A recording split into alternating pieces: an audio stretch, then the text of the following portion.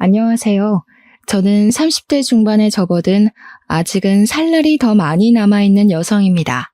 저에게 몇 개월 전에 일어난 아주 기가 막힌 일이 있어서 한번 풀어보려 사연을 올려보게 되었습니다. 제 인생에 정말 큰 사건이기도 하고 황당한 일이기도 해서 어딘가에 속 시원하게 한번 털어놓고 싶었는데 이런 채널이 있을 줄이야 꿈에도 몰랐습니다.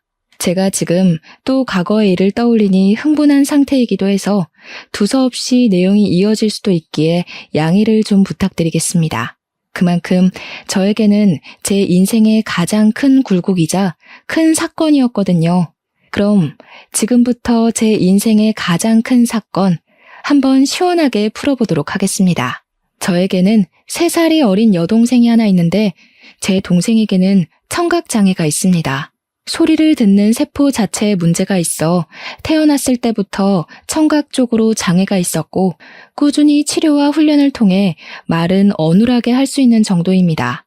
우리 아버지의 사업이 인도네시아 쪽에서 남부럽지 않게 먹고 살 만큼 굴러가고 있었던 덕에 그 비싼 치료를 꾸준히 받을 수 있었습니다. 그래서 제 동생에게 청각장애가 있다는 걸 태어났을 때부터 인지하고 언어치료와 행동치료 같은 훈련을 받을 수 있었습니다. 지금이야 언어치료와 행동치료가 꽤 많은 센터에서 운영 중이기도 하고 예약만 잘하면 어렵지 않게 받을 수 있는 치료이지만 제가 어린 시절에는 아니었습니다. 각고의 노력 끝에 선생님을 찾아 만나게 되었고 들리진 않지만 입모양을 보고도 대략적인 대화를 따라올 수 있을 만큼의 훈련을 하게 되었습니다. 저희 가족은 당연히 동생과 함께 수화를 배웠고 집에서는 수화를 통해서 이야기를 하고 있습니다. 기술의 발전으로 인공 와우 수술이라 하여 청각장애가 있는 친구들에게 소리를 듣게 하는 기계도 나와 있긴 하지만 우리 동생은 세포 자체의 문제라 소용이 없다고 하더군요. 몇 번이나 해외로도 국내로도 알아봤지만 수술이 불가하다 하여 가족들은 수화를 하거나 입모양을 크게 벌리며 동생이 알아볼 수 있게 말을 하는 버릇이 있습니다. 장애라는 게 사람의 마음을 파먹기도 하지만 우리 가족은 있는 그대로의 동생을 받아들이고 있고 서로를 잘 보살피며 화목하게 살고 있었습니다. 학창 시절에도 동생을 괴롭히는 아이들을 항상 혼내며 동생을 보살폈고요. 동생이 수업을 잘 따라갈 수 있도록 제가 옆에서 많이 도와주었습니다. 당연히 우리 자매의 우애가 돈독할 수밖에 없었습니다. 거기다가 동생이 청각장애가 있기 때문에 뒤에서 뒷말을 하는 못된 아이들도 많이 있었기에 저는 그런 동생을 위한 슈퍼우먼이 되어야 했습니다. 다행히 학교가 같은 재단에 있어 초중고를 동생과 같은 학교에서 보내긴 했지만 제가 대학생이 되어 먼저 대학에 진학을 하게 되면서 떨어지게 되었습니다. 동생이 고등학생이 되던 날 어찌나 마음이 떨리고 나 없이도 잘 버틸 수 있을지 걱정이 되던지 물가에 내놓은 아이 같은 마음이 들었더랬죠. 아무튼 제가 대학생이 되어 학교를 다니는 동안 우리 동생은 저 없는 학교에서 꽤 많은 상처를 받았다고 하더라고요. 청각 장애가 있는 동생을 꾸준히 괴롭히던 아이들 때문에 동생은 학교는 겨우겨우 졸업을 했지만 사람을 만나는 것을 두려워하게 되었습니다. 저는 그런 동생을 보살피며 취업까지 성공을 하였고 사회인이 되고 나니 정말 너무너무 바쁘더군요. 동생과 항상 주말이면 같이 시간을 보내곤 했었는데 제 일이 너무 바빠지니 주말에는 잠만 퍼질러 자기에도 바빴습니다. 매일같이 이어지는 야근에 초과 업무에 동생이 파김치가 된 저를 보고 주말에 나가 놀자는 말을 하지도 못하더라고요. 저는 매일같이 늘어지는 다크서클을 감추지도 못한 채 집에서 밥 먹고 자고만 반복을 했습니다. 하지만 그런 시간이 반복이 되더라도 저에게 새로운 사랑이 찾아오는 걸 막아내진 못했죠. 매일같이 회사에서 초과 근무를 하다 보니 같은 회사 입사 동기와 자주 마주치게 되었고 업무적인 이야기를 나누다가 사적인 이야기도 나누게 되었습니다. 서로에게 호감을 가지게 되다가 서서히 눈이 맞아버린 것이었습니다. 당연히 사내연애였기에 회사 사람들 몰래 비밀 연애를 하게 되었습니다. 남자친구가 생겼으니 주말에 데이트를 하러 나가곤 했는데 그때마다 동생에게 이런저런 핑계를 대는 게 미안하기도 했습니다. 그러던 어느 날 동생이 저에게 가고 싶은 카페가 있다고 말을 걸어오더라고요. 남자친구와 데이트를 하느라 동생을 잘 챙기지 못했기에 미안한 마음이 있던 찰나 동생이 가고 싶다던 곳이 제가 남자친구를 만나기로 한 동네와 가깝더라고요.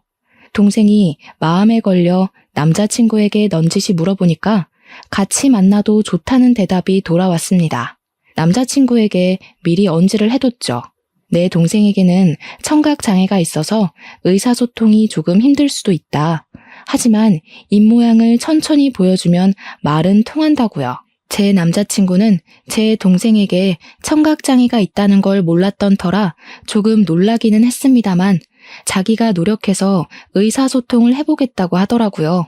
아무튼 그날 만나서 같이 미술관에 가서 보고 싶었던 전시회 하나를 보고 동생이 먹고 싶어 했던 파스타도 먹고 가보고 싶다고 했던 카페까지 갔습니다.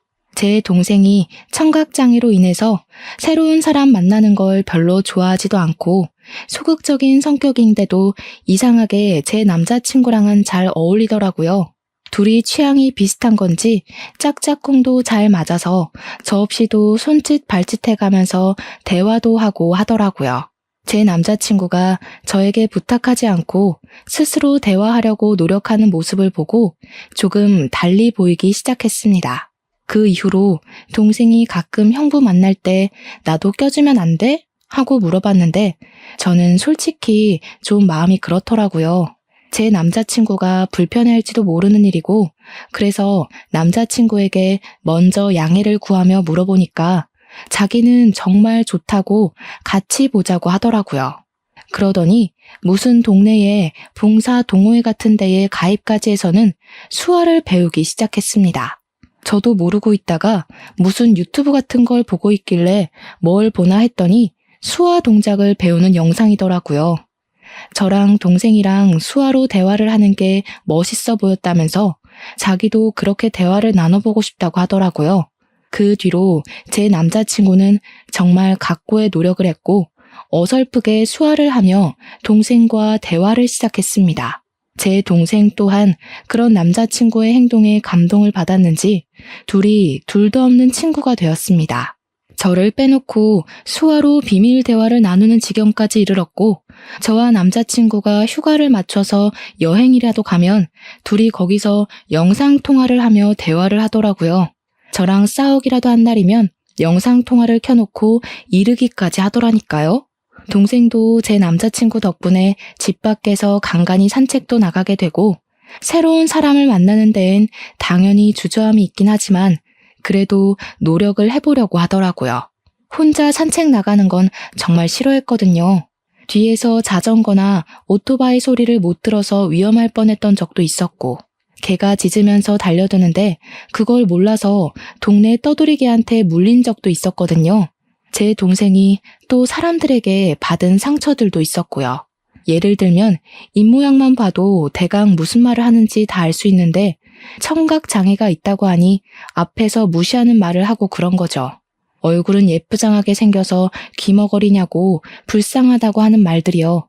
동생이 입모양으로 다 알아볼 수 있으니 자연스럽게 의기소침해지고 소극적인 사람으로 변해버린 거죠. 하지만 제 남자친구가 편견 없이 대해주고 자기를 위해서 수학까지 배우는 노력을 했으니 얼마나 신이 났겠습니까?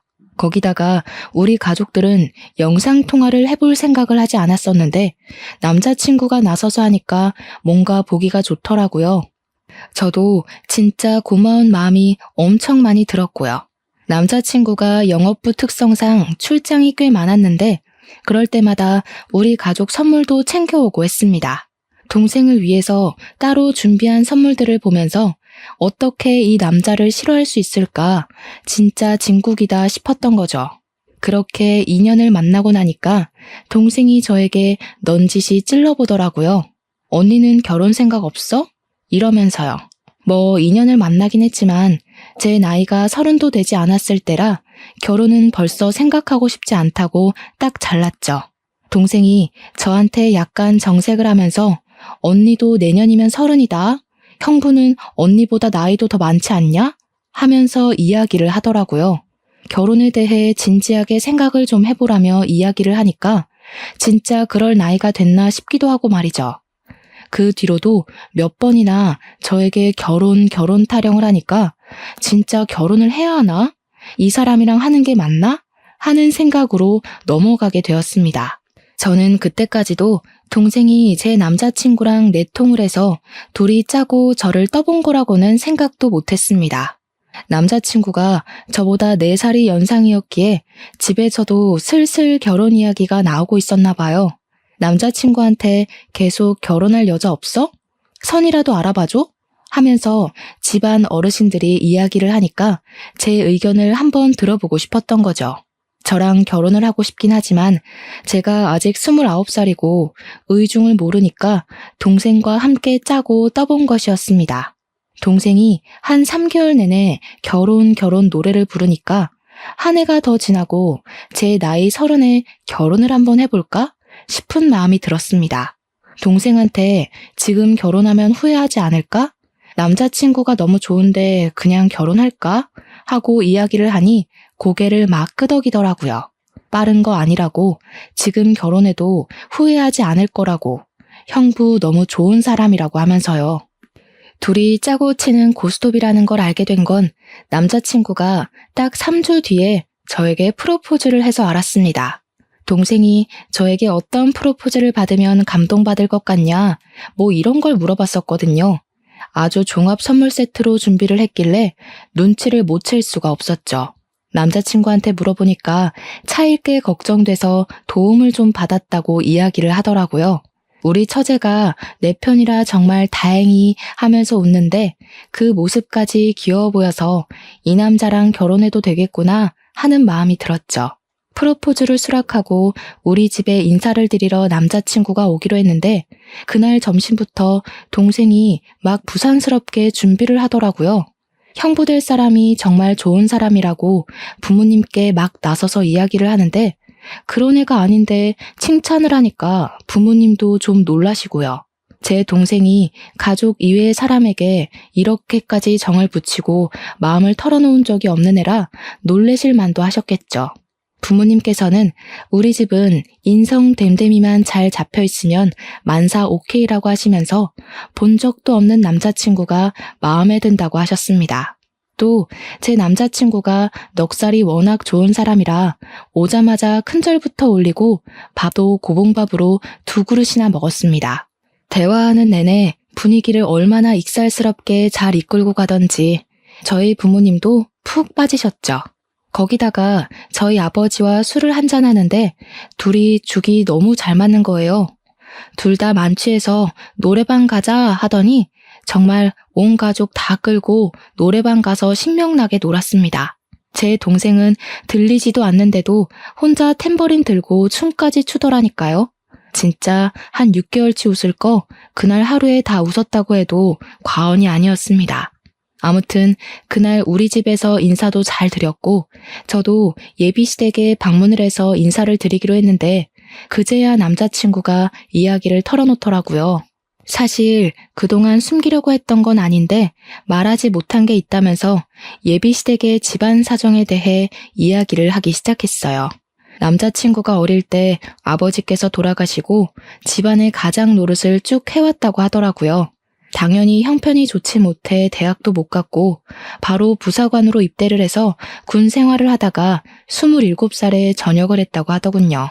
할 줄 아는 게 없어서 2년 동안 각고의 노력 끝에 자격증들을 줄줄이 따게 되었다고 했습니다. 지금 회사에 입사를 하게 된 것도 고졸 전형으로 입사를 한 거라며 미리 말을 못해서 미안하다고 하는 겁니다. 아버지께서 돌아가실 때 빚을 좀 남겨놓고 가서 그 빚을 갚으라 여태 모아둔 돈이 별로 없다고 하면서요. 저는 솔직히 너무 놀랐죠. 거의 3년을 만났는데 그동안 그런 사정을 단 한 번도 비치지 않아서 몰랐거든요. 항상 깔끔하게 옷을 입고 다녔고 마음에 공허함이 있다거나 어딘가 부족하다, 모자라다 하는 느낌이 전혀 없어서 짐작도 하지 못했었습니다. 그것도 결혼 직전에 와서 그런 이야기를 하니까 순간 마음이 흔들리는 건 어쩔 수가 없더라고요. 제 눈에 동공지진이 일어날까 제 손을 딱 잡으면서 이야기를 하더라고요. 자기가 15년 동안 빚을 갚았다고, 고등학교 2학년 때부터 아르바이트를 해서 돈을 벌었다고요. 생활력 하나는 남들과 비교도 할 수 없게 좋고 무슨 일이 있어도 절대 굶길 일 없을 거라고 했습니다. 빚도 다 갚았고 집안에 돈을 퍼줘야 하는 것도 절대 아니니까 걱정하지 말라고요. 단지 집으로 인사를 드리러 갈 텐데 집이 많이 낡아서 보이는 게 전부가 아니라는 말을 하고 싶었대요. 아버지께서 돌아가시기 전에 남겨주신 집이라 차마 처분도 못하고 그 낡은 데서 온 가족이 살았다고요. 가족들의 소중한 추억이 담겨있는 집이라 상속 포기도 하지 못하고 돈을 다 갚을 수밖에 없었다며 덧붙였습니다. 저희 집이 아무래도 넉넉한 집안이다 보니 돈이 없는 사람과 결혼한다는 게 고된 일이라는 생각은 별로 하지 못했어요. 그런 거 있잖아요. 어차피 내가 돈이 있으니 내가 더 준비하면 된다는 안일한 생각을 했다고나 할까요? 남자친구, 그러니까 예비신랑의 꾸준한 설득 끝에 예비시댁에 방문을 하기로 결정을 내렸습니다. 양손 무겁게 가라는 부모님의 말에 선물을 잔뜩 준비해서 예비시댁에 방문을 했는데 조금 놀랍긴 하더라고요. 벽지에는 곰팡이가 죄다 쓸어 있었고 문 경첩은 뜯어져 나가서 문이 덜렁덜렁 붙어있는 수준이었습니다. 현관문에 옛날 빌라처럼 철문으로 되어 있었는데 누가 발로 찬 건지 망치질을 한 건지 우글우글 찌그러져 있었고요. 제가 찌그러진 문을 바라보고 있으니까 예비 시모가 다가와서는 어휴 저걸 고친다는 걸 여태까지 까먹었다고 하시면서 멋쩍게 이야기를 하시더라고요. 예전에 빚쟁이들이 문 열라고 하도 발로 차서 저렇게 됐다고 웃으면서 이야기를 하시는데 저는 속으로 시겁했죠 뭐.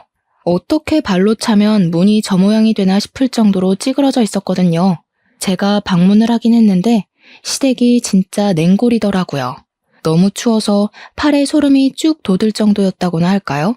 제가 약간 으슬으슬해하니까 예비신랑이 예비시모한테 보일러를 좀 떼지 왜 이렇게 집이 춥냐고 한 소리를 했습니다.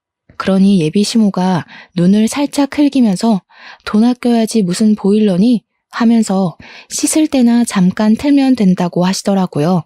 저보고 춥냐고 묻더니 집에서 입는 겉옷이 있다고 예비신랑이 군대에서 입었을 법한 깔깔이 같은 걸 하나 쓱 주시더라고요. 저는 집에서 입는 겉옷이 있다는 사실에 2번 놀랐죠. 거기다가 그 옷에서 나는 이상한 쩐내에 3번 놀랐습니다.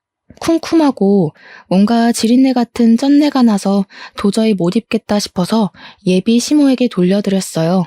저녁이나 먹자고 하시길래 제가 뭐 도와드릴 건 없나 하고 기웃기웃하니까 예비 신랑이 앉아있으라고 하대요. 그 말에 예비 시모가 저한테 부잣집 아가씨라던데 그 손으로 뭘 하겠냐고 가만히 있는 게 돕는 거라고 하시더라고요. 그 말을 듣는데 약간 기분이 쎄한 것이 저를 별로 마음에 안 들어 하시나 싶기도 했습니다.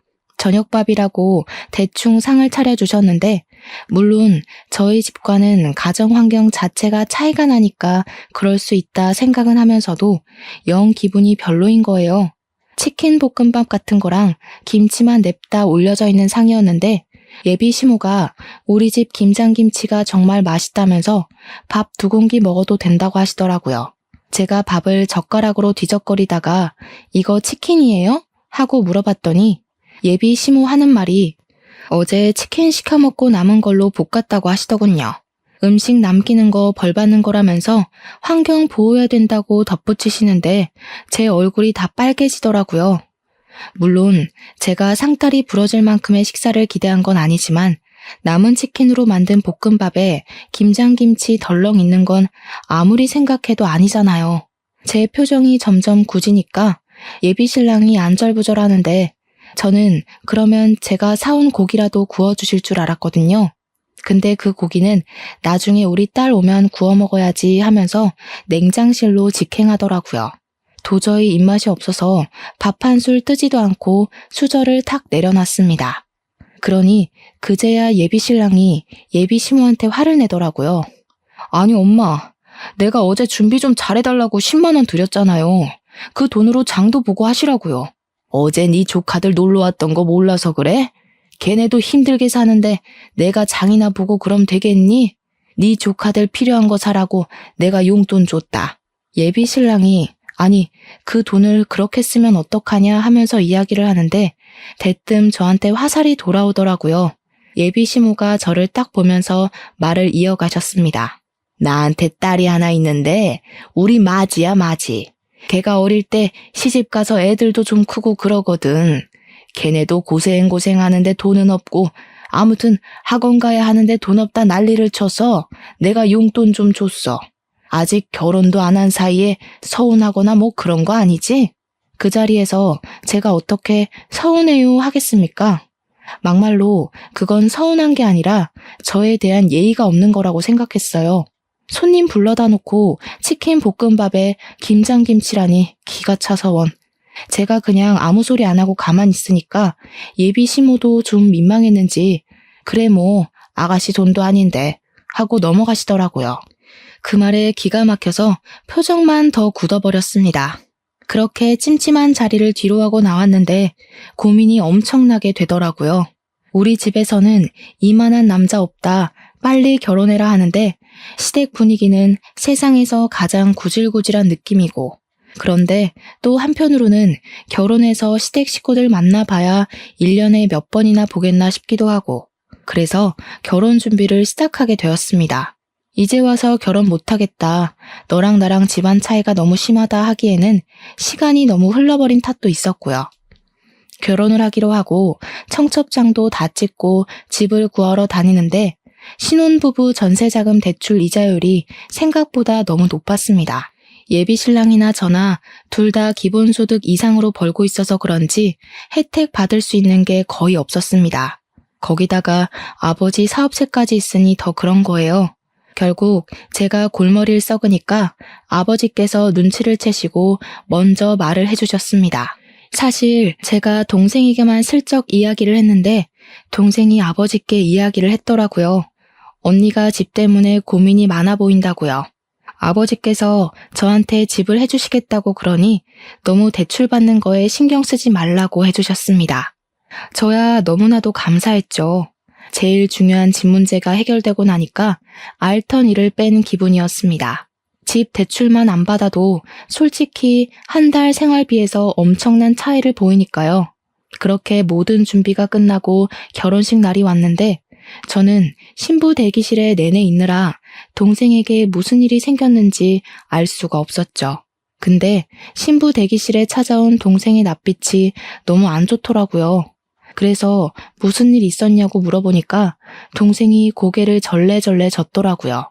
근데 이 언니들의 감이라는 게 있으니까 동생에게 뭔가 있는데 숨기고 있다는 느낌을 세게 받았습니다. 저한테 결혼식 잘하라고 수화로 말을 하길래 저도 알겠다고 대답을 하고 있는데 신우가 신부 대기실에 들어오더라고요. 저희 자매가 수화로 이야기를 하고 있으니까 갑자기 어머 하더니 옳게 지금 동생 장에 있는 거 티내는 거야? 하더라고요. 순간 내가 무슨 말을 들은 건지 싶어서 신우한테 지금 뭐라고 했냐고 되물었더니 인상을 팍팍 쓰더라고요. 우리 동생이 그 찰나에 어깨를 움츠리는 걸 보고 이 망할 신우가 내 동생한테 뭔 짓을 했나 싶었습니다. 제가 빤히 신우 얼굴을 보고 있으니까 신우가 하는 말이 결혼식 입구 앞에서 사돈어른이랑 사돈처녀가 수화로 대화를 하더라고 하면서 운을 뗐어요. 그런데 자기 쪽 친척이 신분의 집안에 벙어리가 있냐고 물어봤다면서 그래서 벙어리가 아니라 귀머거리라고 했다고 이야기를 하는 겁니다. 순간 심장이 벌렁벌렁하면서 화가 엄청나게 나더라고요. 근데 신우가 거기서 멈추지 않고 선을 넘더라고요. 자기네 친척이 그런 거 다 유전병 아니냐고 물어봤다면서 동생이 장손인데 하자 있는 집에 장가 보내는 거 아니냐고 난리를 쳐서 자기가 곤란했다고 하더라고요. 우리 동생이 아무리 못 듣는다고 해도 눈치라는 게 빤히 있는데 입모양만 보고 대충 무슨 이야기인지 알아차린 것 같더라고요. 고개를 푹 숙이고 훌쩍거리는데 그 상황에서 열이 안 받을 언니가 어디 있겠습니까? 웨딩 드레스를 입고 있다는 것도 까먹고 벌떡 일어나서 신우 머리채를 확 잡아버렸죠. 그러니까 도우미로 와주신 이모님이며 옆에 있던 제 친구들이며 놀래서 저랑 신우를 막 말리고 뜯어놨습니다. 제가 씩씩거리면서 머리가 다 헝클어진 신우를 향해 소리를 질렀습니다. 지금 그게 내 앞에서 할 말이에요? 유전병이 어쩌고 어째? 지금 말 다 했어? 결혼식장에 와서 축하해주기 바쁠 텐데 별 걱정을 다 하네 진짜. 나 기분 나빠서 결혼식 못하겠으니까 당장 가서 결혼식 취소됐다고 해요. 그러니 신우가 화들짝 놀라서 아니 뭐 그렇게까지 말을 하고 그러냐고 제 동생한테 내가 미안해 하는 거예요. 그 형식적인 사과에 화가 나서 지금 신우가 한 짓을 생각해보라고 내가 이 결혼식을 내 발로 들어가게 생겼냐고 하면서 소리를 질렀죠. 제가 신우 머리채를 잡았다는 게 신랑 귀에도 들어갔는지 신랑이 막 뛰어들어오면서 무슨 일이야? 왜 그래? 하더라고요. 도저히 분이 풀리지가 않아서 너네 친척들이며 너네 누나며 할 것 없이 내 동생 보고 기머거리니 벙어리니 유전병이니 정신 나간 소리 하더라 했습니다.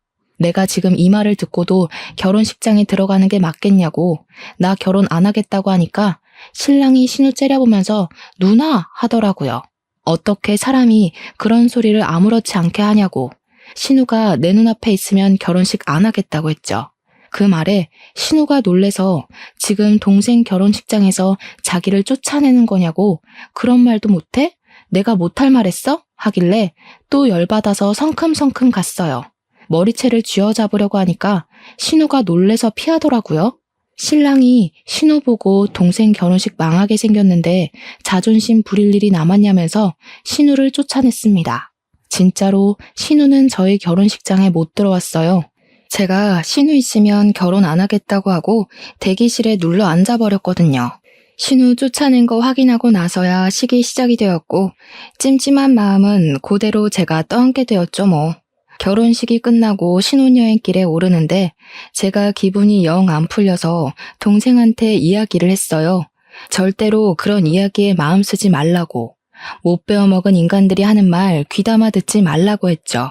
그러고 비행기를 탔는데 남편이 저한테 그러는 거예요. 못 배워먹은 인간들이라고 한 거 사과하라고요.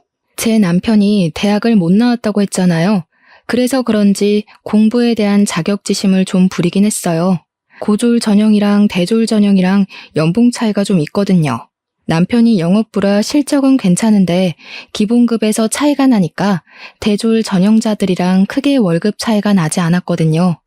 거기다가 공부를 못해서 대학을 못 간 게 아니라 돈이 없어서 못 간 것이니 그럴 만도 했죠.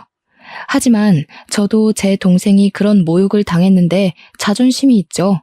어떻게 냅다 사과를 하겠습니까? 저도 의견을 굽히지 않았고 사과는 못하겠다고 했습니다. 둘 다 자존심을 부리다가 신혼여행 가는 비행기 안에서 12시간 내내 아무 말도 안 하고 있었다니까요. 도착해서도 냉기만 폴폴 풍기다가 사과를 안 하면 같이 안 다니겠다고 먼저 선수를 치더라고요. 저도 굽히기 싫어서 너랑 안 다니겠다고 하고는 관광도 따로 다녔습니다. 혼자 며칠을 지내다가 결국 마지막 날이 되고 나서야 타협을 하게 되었죠. 사과를 하거나 그런 건 아니었고 서로 잘못한 거고 서로 기분 나쁜 상태니까 조심하자고 대충 휴전 정도만 한 거죠. 근데 둘 다 서로의 가족에 대해 그렇게 말한 게 앙금으로 남아서 혼인신고를 원래 신혼여행 다녀오면 바로 하기로 했었는데 조금 미루기로 했어요. 남편도 제가 꿋꿋하게 사과를 하지 않고 자존심을 부리니 혼인신고를 미루는데 동의하더라고요. 보통은 신혼여행을 다녀오면 시댁과 친정 인사를 드리러 가잖아요. 근데 결혼식 날 그런 소동이 있었는데 시댁 인간들 얼굴이 보고 싶었겠습니까? 남편도 저랑 별반 다르지 않은 것 같았고요. 그냥 일이 바빠서 인사드리러 갈 시간이 없다고 대충 둘러대고는 저는 우리 집으로 남편은 시댁으로 각자 가서 선물 줄 거 주고 돌아왔습니다. 깨를 볶아도 시원치 않을 신혼기간에 서로 서먹서먹해진 거죠. 연애할 때도 이렇게 싸워본 적이 없었기에 저희는 어떻게 풀어야 할지 방법도 모르고 있었습니다. 그렇게 한 달이라는 시간이 좀 지났을까 시모가 갑자기 할 이야기가 있다면서 시댁으로 오라고 부르더라고요. 그 곰팡이 쓸어있는 냉골 같은 집에 갈 생각을 하니까 너무너무 싫었지만 피하는 것도 하루 이틀이지 불렀는데 가야죠. 퇴근하고 남편이랑 같이 찾아가니까 시모가 그러더라고요. 예, 너네 집 말이다. 아무리 사돈어른이 해줬다고 해도 그렇지 어떻게 부부간에 정도 없이 딱 네 명의로 했니? 저희 아버지께서 제 결혼 선물로 해주신 건데 당연히 제 명이죠. 그러면 세금을 좀 많이 내야 하지 않니? 우리 아들 명의로 했으면 세금도 덜 내고 얼마나 좋아. 세금이 다 똑같죠. 얘가 뭘 모르네. 우리 아들이 산 것처럼 매매 형식으로 꾸몄으면 얼마나 좋니?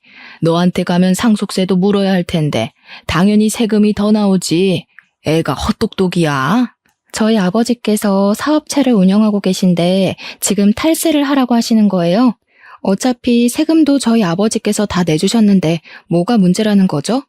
아버지께서 저한테 돈 쌓아두면 뭐하냐고 딸한테 주는 건 아깝지 않다고 하셨거든요. 그래? 처가 사랑은 사위라던데 사위한테도 아깝지 않으시겠지? 우리 아들 정말 장가 하나는 기가 막히게 갔나 보다. 생각해보니까 사돈네는 전부 딸만 있잖아. 사업은 자고로 남자가 해야 제대로 굴러가는 법인데 사돈댁에는 아들이 없으니까 우리 아들한테 딱 물려주면 되겠다 싶은 생각이 들더라고. 그 말을 듣는데 욕심낼 걸 욕심내야지 진짜 기가 막히더라고요. 가뜩이나 시댁에 대한 인식이 바닥을 치고 있는데 저런 욕심까지 내니까 저게 사람인가 하는 생각도 들고요. 결혼한 지 한 달 막 지났는데 왜 남의 집 사업에 관심을 가지고 욕심을 내는지. 저희 아버지께서는 기업은 기업인이 운영해야 한다는 주의셔서요. 가족들에게 승계할 생각 전혀 없으시고요. 나중에 은퇴하실 때 전문 경영인 두실 거래요. 아니 왜? 그 귀한 사업체를 남에게 맡기니? 우리 아들이 얼마나 노력해서 지금 회사 입사했는지 너는 알지? 우리 아들 능력 한번 보면 말이 달라지실 거다. 그러지 말고 이참에 사돈네 회사에 우리 아들 한 자리 주라고 좀 해봐. 한 자리에서 능력 좀 보고 기업도 물려받고 하면 딱이지 않겠어? 우리 며느리 능력 좀 한번 보자. 남편이 잘 돼야 아내도 편한 법이야. 어머님, 지금 아들 취업 청탁하시는 거예요?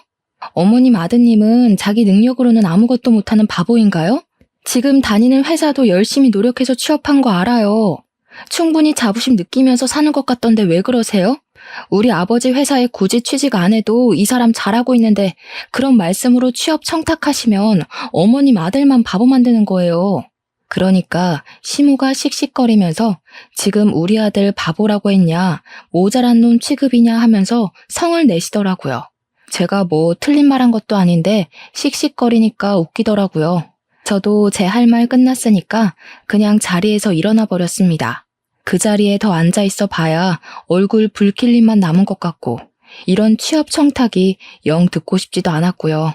결혼했다고 우리 아버지 사업체까지 자기 몫으로 만들어버리려고 하는 파렴치한 시모 앞에서 하하호호 웃으면서 밥까지 먹었다가는 체할 것 같았거든요.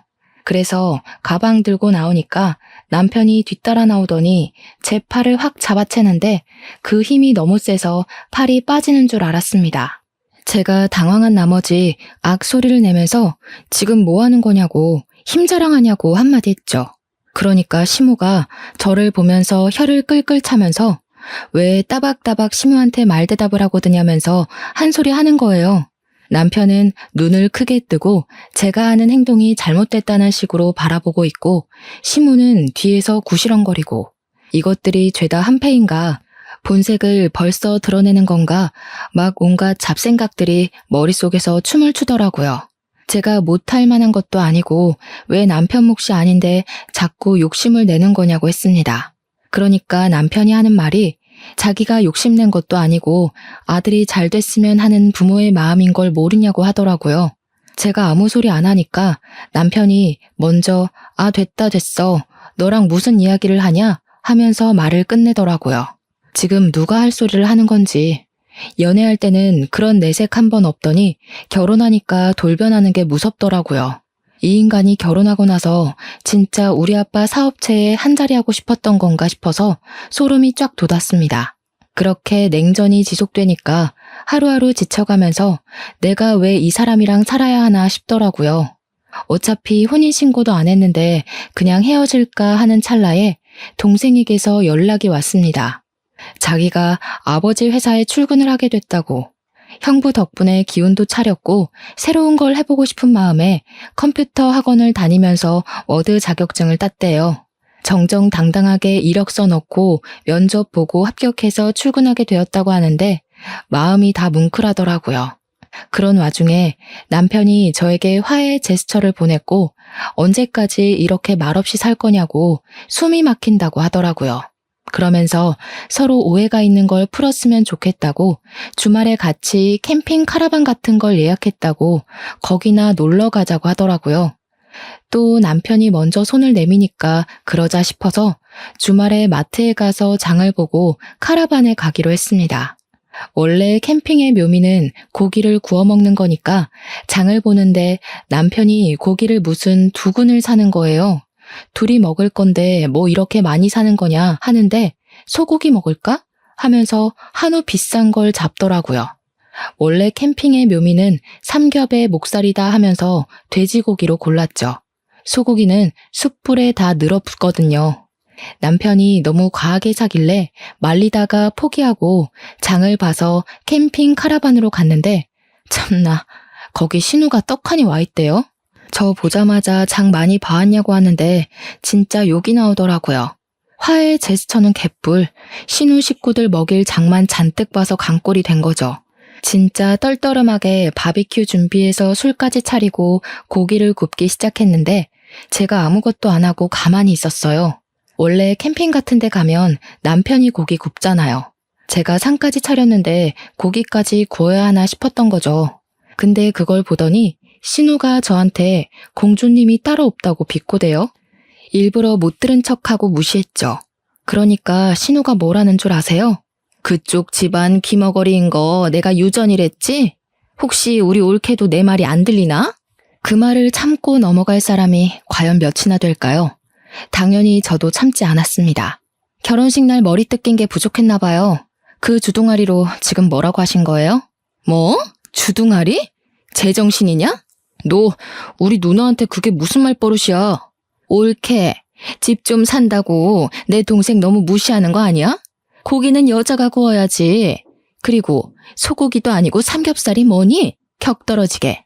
그런데 더 짜증나는 건 심외부였어요. 옆에서 살살 부추기면서 하는 말이 장모님이 그러던데 취업시켜달라던 건 무시하고 귀머거리 동생만 취직했다며? 하면서 자기도 이직하고 싶다는 겁니다. 만년 과장으로 살 수는 없고 어디 이사나 전무자리 좋은 데 있으면 자기랑 저희 남편 취업 좀 시켜달라고요. 열이 뻗쳐서 말로 싸우기를 포기하고 사왔던 돼지고기 2근을 전부 심해부 신우 남편의 얼굴을 향해 던졌습니다. 다들 생고기를 처맞고 깍깍거리는데 저도 씩씩거리면서 할 말 다 했죠. 아줌마는 여자 아니야? 시자 붙었다고 시킬 생각만 하네. 그러지 말고 손수 모범을 좀 보이던가. 그리고 전무나 이사? 아저씨가 할 줄 아는 게 뭐가 있다고 그 자리를 달래? 우리 아빠 회사가 무슨 구멍가게인 줄 알아? 능력이 있어야 뭘 시켜주든지 말든지 하지. 취업 청탁은 누가 하는 건데 지금 누구 보고.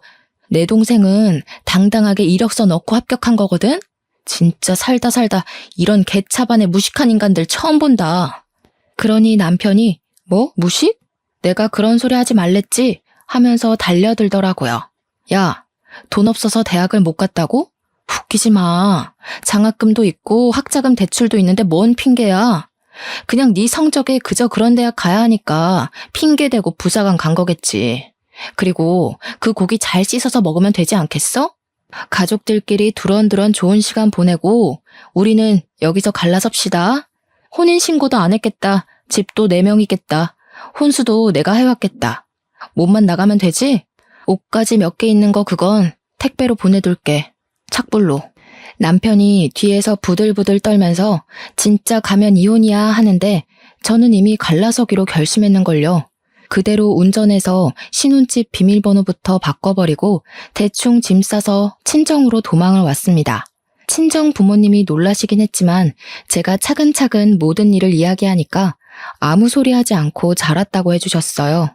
그 와중에도 카라반에서 1박을 하고 온 건지 다음날 집 비밀번호 뭐냐고 난리치는 거, 내 집에 자꾸 들어가려고 하면 가택 침입으로 고소하겠다고 했습니다. 친정집에서 출퇴근을 하는데 같은 회사를 다니고 있으니까 회사에서도 계속 찾아와서 난리를 치더라고요. 한 열흘 지나니까 저도 스트레스를 받고 아버지께서 저한테 그러지 말고 아버지 회사에 들어오는 게 어떠냐고 하셨습니다. 회사에 바로 사표 던지고 아버지 회사에 낙하산으로 들어가기로 했죠. 사표 내고 오전 중에 신혼집 가서 남편 물건 택배로 보내고 나왔는데 오후에 퇴근하고 나서 또 비밀번호 타령하길래 바로 경찰 불렀습니다. 혼인신고도 안 했으니까 가택 침입으로 조사를 받게 됐고 그제야 제가 물을 마음이 없다는 걸 알았는지 갑자기 잘못했다고 하대요. 소 잃고 외양간 고치는 것도 아니고 저는 이미 결심이 섰기 때문에 싹 무시했습니다. 며칠이 더 지나자 이번에는 시모가 재산 분할을 해달라고 연락이 온 거예요.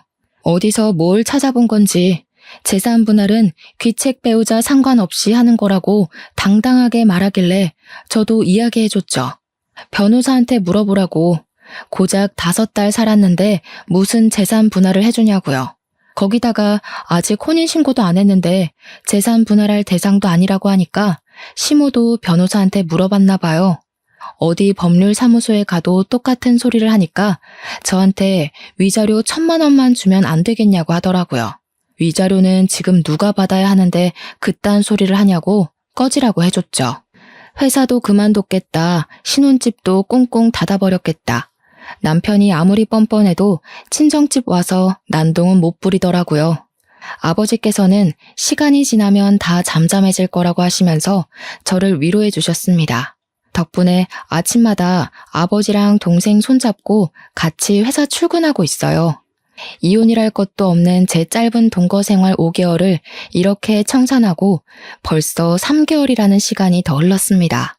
아직까지도 가끔은 야밤에 자니? 하면서 문자가 오긴 하는데 나중에 스토커 짓이라도 하면 고소하려고 증거로 남겨주고 있습니다. 전 회사에서도 수근수근 거린다는데 언제까지 붙어있나 두고 보려고요.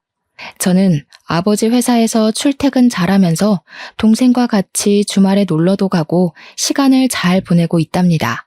남자라면 치가 떨리지만 그래도 가족들은 좋은 사람 만나서 재혼하길 바라는 듯 하시네요. 그건 시간을 두고 천천히 생각해보면 되겠죠? 앞으로는 겉과 속이 다른 사람은 피하고 싶어요, 정말. 아주 짧은 결혼 생활이었지만 비혼도 나쁘지 않은 선택이라는 결심에 힘을 실어준 시간이었습니다. 여러분들도 현명한 결혼 준비 혹은 비혼 준비하시길 바라면서 제 이야기는 여기서 마치도록 하겠습니다.